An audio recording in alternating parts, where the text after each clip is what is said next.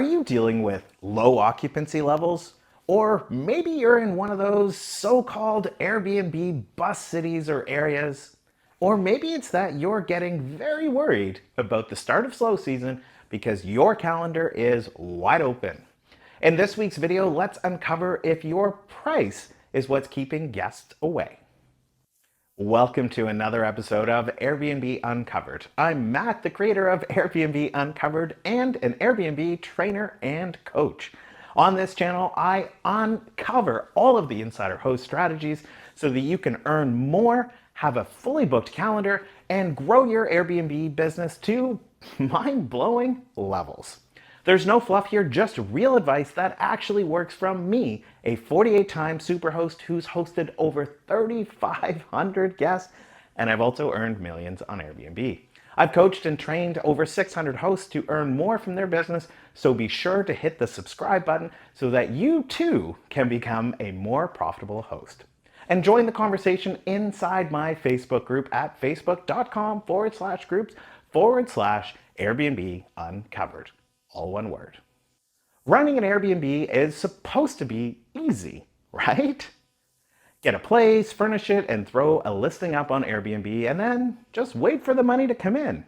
Sadly, that's not quite how it works. In fact, running an Airbnb is more like operating a small boutique hotel than it is like running a passive real estate business. But it doesn't have to be, as long as you can figure out the key operational aspects. In my 8 years of experience running as many as 11 listings at once, I've spent quite a bit of time figuring out what those key operational aspects are. And after hosting all of these guests, I've discovered that you can really break it down into 3 main categories. 1 is pricing, 2 is visibility on Airbnb, meaning high search ranking, and the 3rd is systems and automation. And once you figure these 3 out, you can actually get running an Airbnb business to be quite passive. I mean, I was spending less than an hour a day running 11 listings with just a cleaning team behind me. Now, breaking down all 3 of these aspects over YouTube videos would be way too long and hard for you to implement without any support or ability to ask questions. But in this video, I'm going to do my best to break apart the first one, pricing. But if you do want to transform your Airbnb into a largely passive venture, then join my Facebook group at facebook.com/groups/Airbnb Uncovered, and I'll share more details in there. So let's start digging into pricing on Airbnb, and let's begin with the many common misconceptions about pricing on Airbnb. Let's hit the biggest one first. When your calendar is empty, it means you need to lower your price. And yes, this might be true if you're overpriced, but not everyone is overpriced all the time.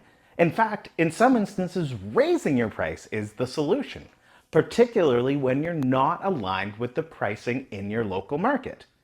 Think of it this way. If you went to buy a new car and you found a Mercedes priced $5,000 less than a Toyota in roughly the same condition with roughly the same mileage, you would probably think that there was something wrong with the Mercedes. Your potential guests, they're thinking the same thing when you're underpriced.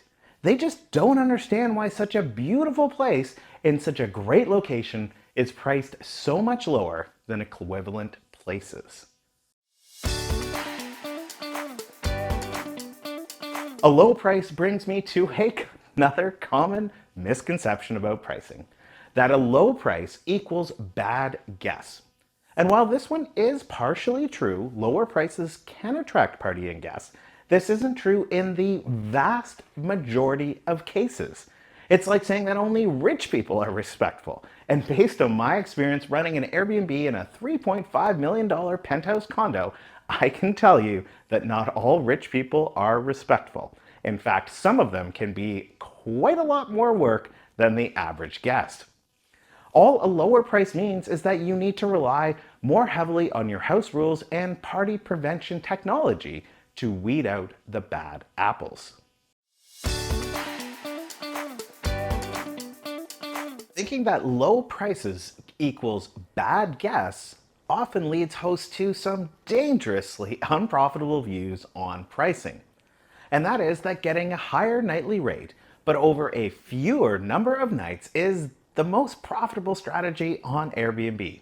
And this is unequivocally untrue. Unless you're in the truly luxury category, say 5 to 10,000 a night, which 99% of us aren't. This belief feeds a few more common misconceptions. Firstly, that by hosting fewer nights, you'll reduce the wear and tear on your house.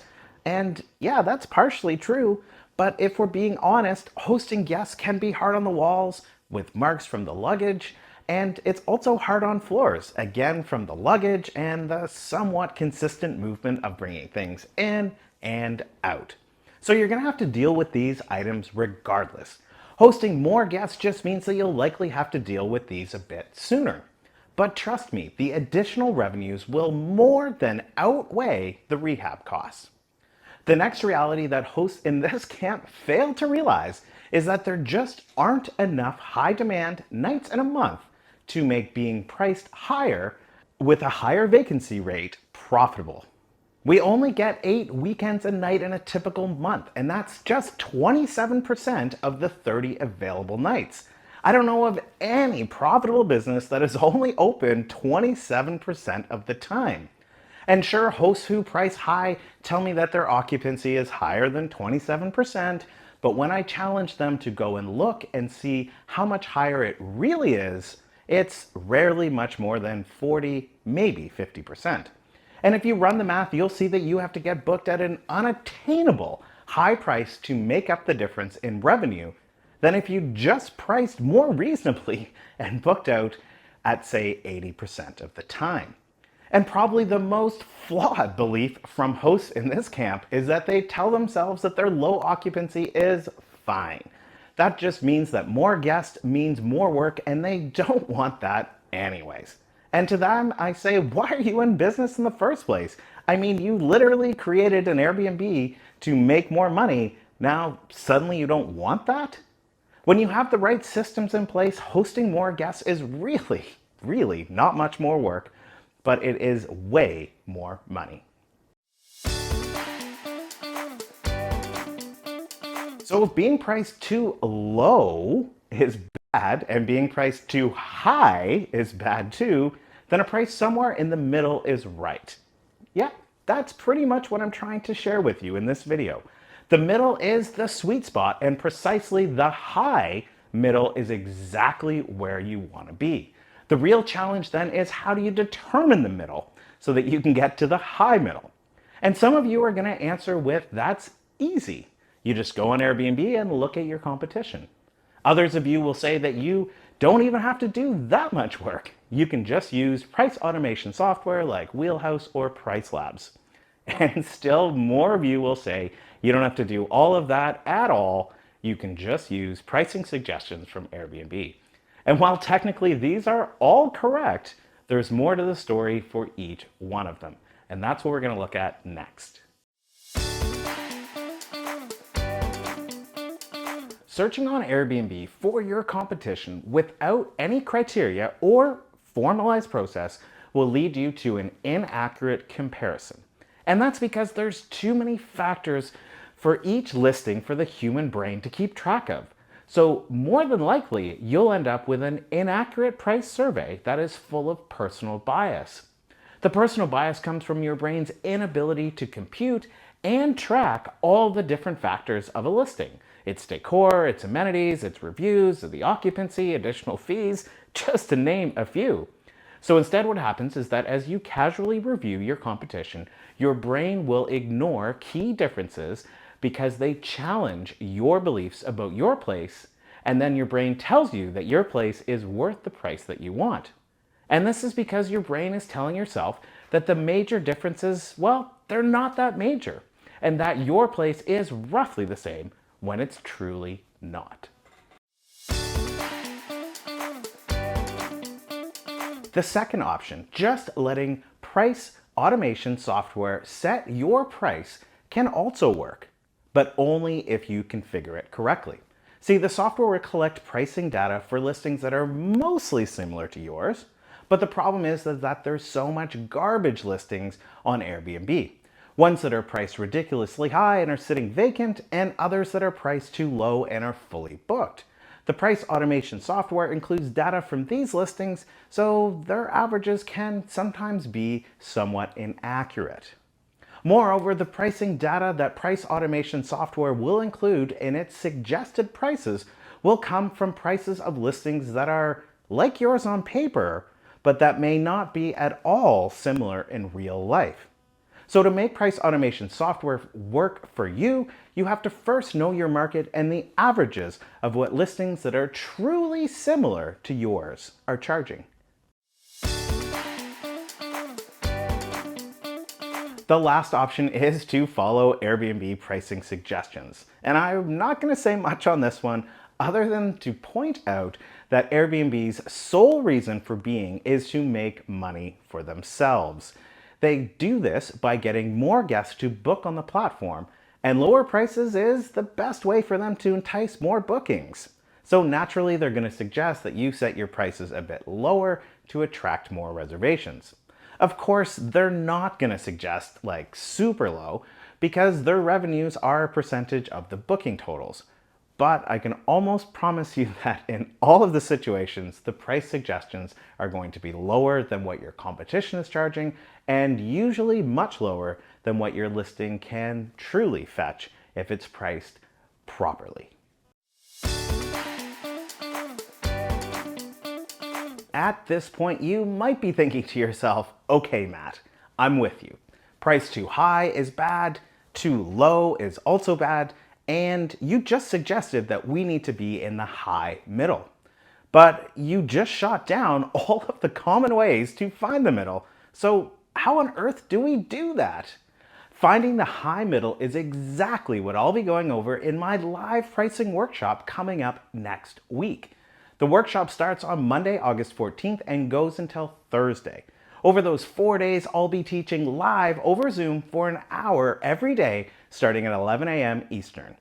In the workshop, you'll learn exactly how I benchmark my competition against myself to set my prices without spending hours doing it. It's the exact strategy I've been using for the past few years to earn millions in revenue on Airbnb, and it's the exact strategy that hundreds of past participants have been using to earn more from their Airbnb. And I'd love to show it to you too. So if you want to join, then head on over to strpricingworkshop.com, all one word, to register now. And I'll finally get to meet you in person over Zoom. If the time doesn't work for you, all the sessions, they're recorded and uploaded into the members website so that you can follow along at your own schedule. We'll also have a Facebook group just for workshop participants so you can post your questions in there and network with the other participants. My team and I are constantly in the group answering questions and supporting the participants.